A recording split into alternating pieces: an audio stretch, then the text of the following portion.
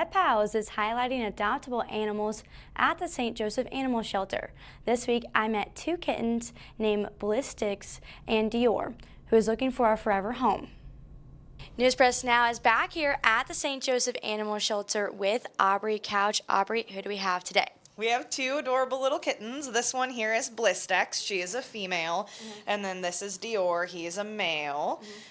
They actually are not originally from the same litter, but we've combined them together. So they can go together. They can go separately. They do have some other litter mates that they're living with as well.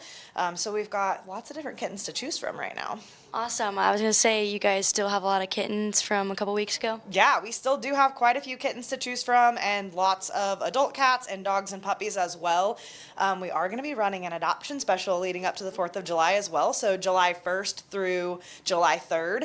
Okay. Cats and kittens will be $25 for their adoption fee. And then for the dogs and puppies, we're doing a spin the wheel thing. So it could be anywhere from $5 to $50 depending on what you get. Wow, sounds like a deal to me. Yeah. And also, with the kittens, do you have any tips for new owners? Just make sure you do your research before you bring a kitten home if you're not familiar with the process. But typically having a small space to set them up in to start with, like a bathroom, laundry room, someplace smaller where you can put their litter box, make sure that they know where that is, and then just slowly introducing them to other pets and people in the house. Kind of going at their pace is the best thing you can do, but there's lots of great things you can learn online if you just research how to acclimate a new kitten to your home. It's generally pretty easy to introduce a kitten to the family. All right, awesome. And then can you just remind us where you guys are located so people can participate in the adoption special? Yep, we're down here on 701 Lower Lake Road, right off the Stockyards Expressway. You can look us up on Facebook, see all of our adoptable pets online,